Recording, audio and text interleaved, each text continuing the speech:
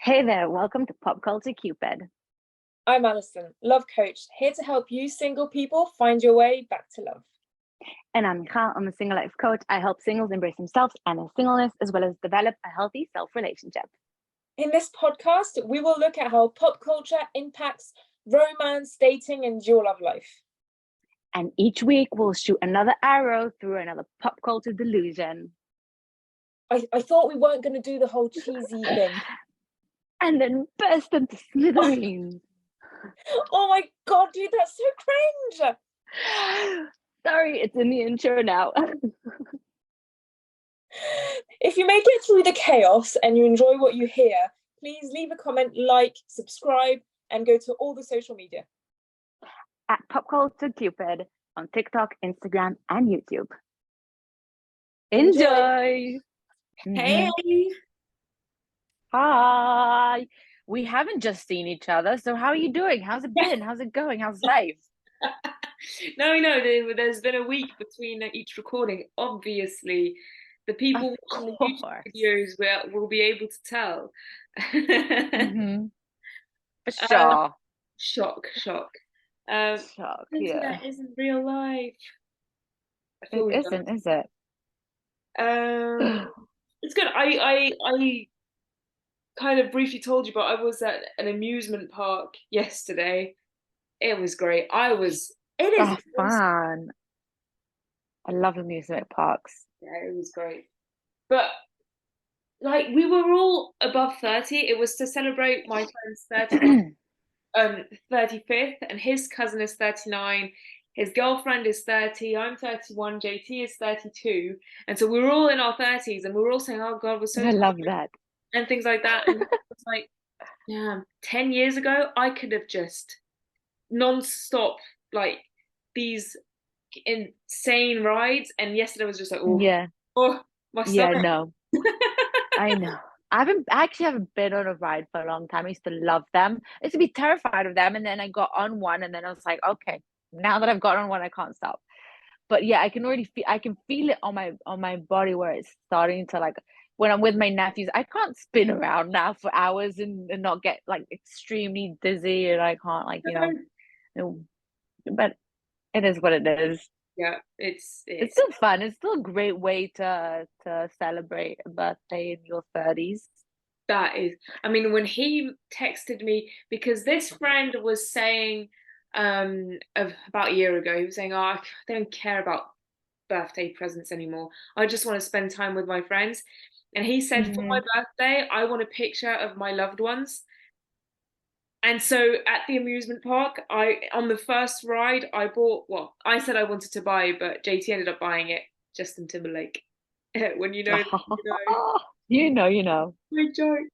We bought, those pictures that he, that they flash of you at one point in the ride.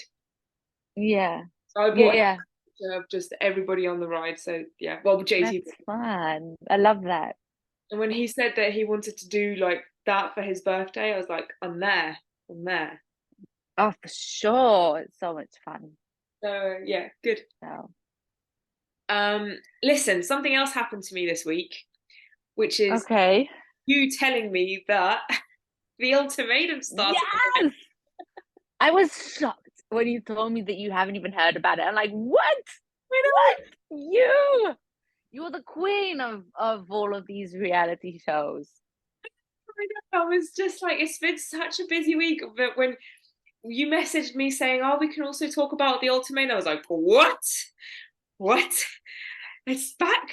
Because I kind of watched the one where it was lesbians, and it didn't do it for me. It didn't do it for me. Yeah. So I feel that, I mean, we should talk about it. We should talk about it. I mean, it's like, how far are we willing to go for ratings and entertainment? And I feel like this is like, what else are they gonna come up with? I find it so funny. But yeah, and it's also very interesting. It's really interesting to see the experiments play out and see how different people react in different situations, or how different people react in the same situation, which is, yeah.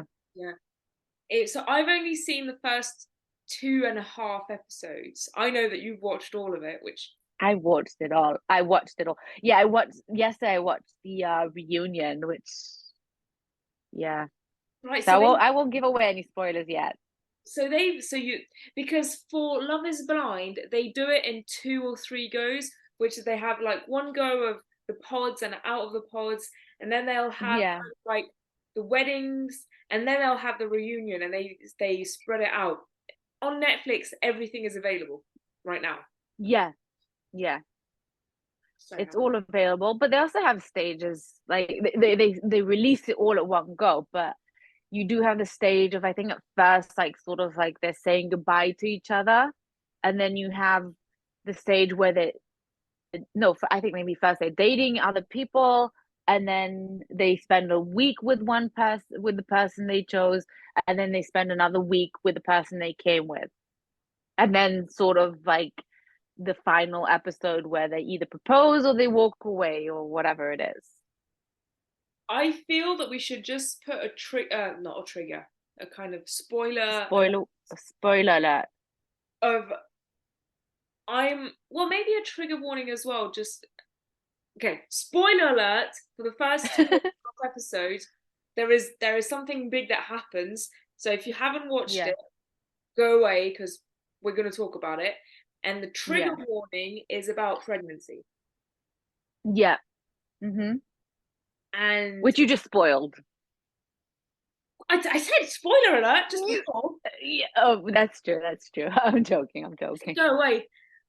Come back afterwards. Oh, I should have said that. Oh well. Well, Which I just spoiled. Well, yeah, I did say spoiler alert.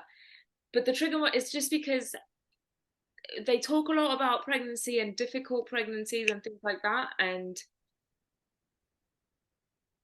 I it's a big thing of just this hmm couple. So what do you have the name of the couple that I think it was wait, I have the list. I forgot them specifically because they did? we're allowed to spoil already. They've left. We don't care about them anymore. No, I'm joking. Where are they? Lisa and Brian. Lisa and Brian, right? And so they Ah, had this huge blowout, toxic as hell argument of mm-hmm. I hate it when couples talk badly to each other.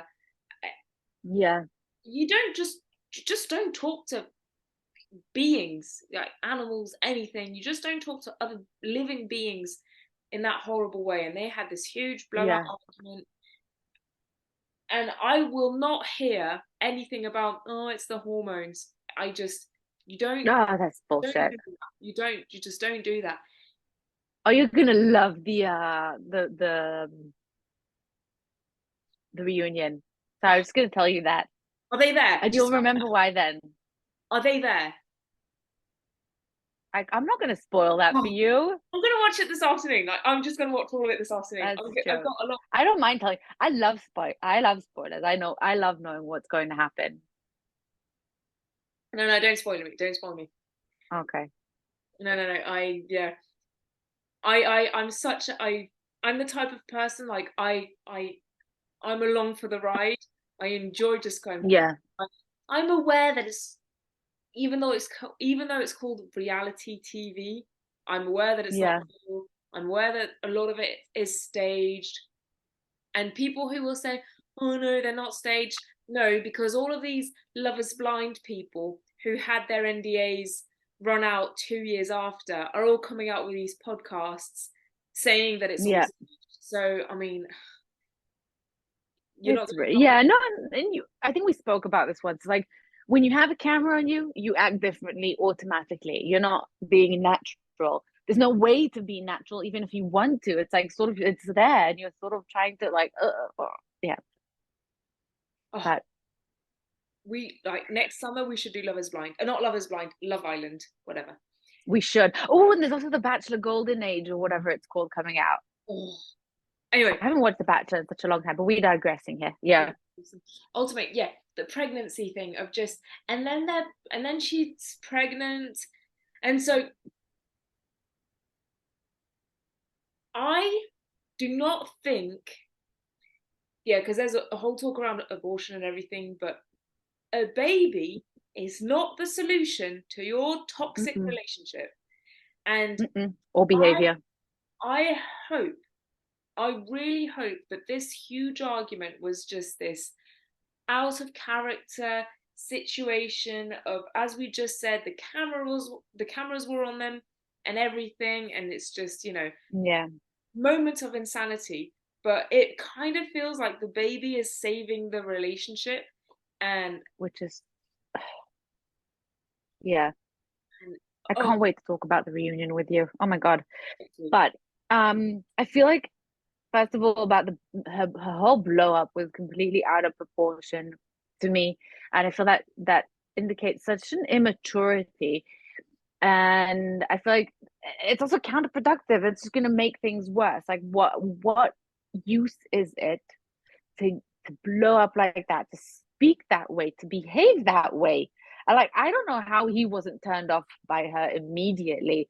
I'm like, this is not the way to get what you want. You need to, and I feel like this, by the way, is the reason why so many relationships fail. And this is the result of people not doing the work on themselves that they need before they jump into a relationship and expecting that relationship to fix them instead of fixing with what do you call these? I forgot the name.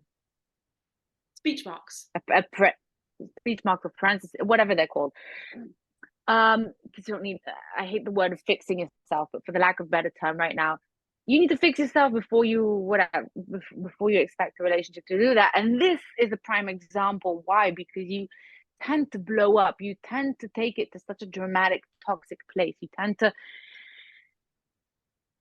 let fear and the fear of losing that person control you, and when you come from a more healthier place, when you're more sure of yourself, you're sort of more relaxed and calm, and you're aware that that's not what's going to solve the situation. And what irks me in this particular situation is that you're the one who put him in that situation. You're the one who gave him the ultimatum, and you I mean, what did you expect to happen? You brought him to a situation where you know you're going to be switching couples, and you're sort of getting upset at him for doing that. It's sort of like, girl, like what were you thinking? Like, I can understand why why you got upset. It's very hard to see your man with your woman, your person with another person, but like, you put them there, Yeah. and blowing up about it is not what's going to change or fix it, and it's just making it worse, and it's putting you in a light that I'm not sure you want to have shown on you. So Hopefully people who have tuned in know what we're talking about. But I'm just gonna mhm, briefly say, The Ultimatum is a reality TV show where couples, so in a couple, one of them wants to get married and the other doesn't, and so the one who wants to get married gives them the ultimatum of either we get married or we break up. And so mhm. how they test that is by going into with four other couples where it's in the same situation, and then they break up, they date for a bit, and then they couple up again with other people who they think they match with better, and then they decide whether or not they're going to marry this new person or the original person. Yeah. Drive, I mean, it's the best bad television there is.